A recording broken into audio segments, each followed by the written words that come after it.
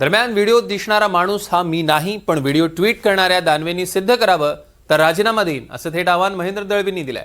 तर राजीनामा मला नको, फक्त व्हिडिओची चौकशी करा असं अंबादास दानवे म्हणाले. असे ते व्हिडिओ आपण सगळ्यांनी बघितलं, उभा महाराष्ट्र बघतोय. कुठे त्यात सत्यता नाही आहे.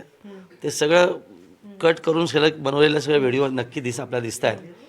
आणि आम्हाला जाणून माझं ओपन चॅलेंज नक्की आहे की यातली सत्यता असेल तर त्यांनी कुठल्याही पटलावरती येऊन त्यांचे पुरावे सादर करावे. मी माझ्या आमदारकीचा राजीनामा द्यायला तयार आहे, पण एखाद्याची अशी बदनामी करणं हे काही शोभनीय नक्की नाही आहे. आणि अंबादास दानवेसारख्याला तर अजिबात शोभत नाही. पण मला असं वाटतं की रायगडच्या राजकारणातलं अंबादास दानवेंना काही माहीत नाही आहे आणि बोलवता धनी यांना दुसरा कोणतरी आहे. ती सत्यता बाहेर नक्की येईल. मी नागपूरमध्ये पोचल्यानंतर मी सगळ्या मीडियाला जे मत आहे ते नक्की मांडणार आहे. माझ्या वरिष्ठ नेत्यांसमोर मी बोलणार आहे. आणि म्हणून मी त्यांना ओपन चॅलेंज देतो की त्यांनी कुठल्याही चॅनलवरती पुरावे सादर करून यावं. मी माझ्या आमदारकीचा त्याग करण्यासाठी तयार आहे. एकतर माझ्याकडे या लोकांशी संबंधित व्यक्तीनंच हा व्हिडिओ पाठवला. मला तर माहिती नव्हतं कोण आमदार आहे त्याच्यात. आता तुम्ही नाव सांगितलेलं आहे, त्यांच्यासारखा दिसतो मला तो.